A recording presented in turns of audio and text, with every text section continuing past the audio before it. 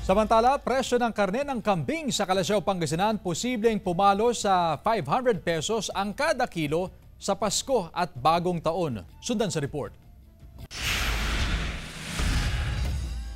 Inaasahang papalo sa 500 pesos per kilo ang presyo ng karne ng kambing sa papalapit na holiday season. Sa ngayon, nasa 450 pesos per kilo ang bentahan ng karne ng kambing sa Barangay Nalsian, Calasiao, Pangasinan. Kasi pag kami dito, New Year, umaabot kami ng 500 per kilo sa Pasko. Yun lang. Pero yun lang, 2 araw na yun, 500. Kasi sinasamantala din kami ng mga supplier eh. Mataas din sila ng magbigay dito sa mga biyahero, mga wisdi. Kaya siyempre, habulin namin yung presyo nila. Mataas na yung pero kailangan kahit na mataas.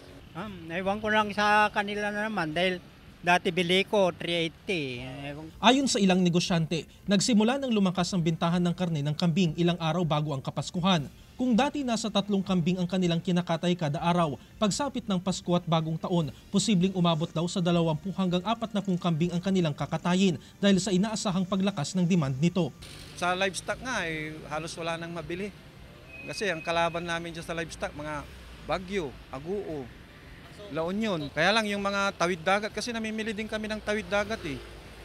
Sa Masbate, ganun, pag kulang supply, may mga tawid dagat ang tawag namin, sinasakay sa napiktuan yata sila ng bagyo. Kasama si Ron Alister Tanyedo, Jerek Pasiliao, 1 North Central Luzon.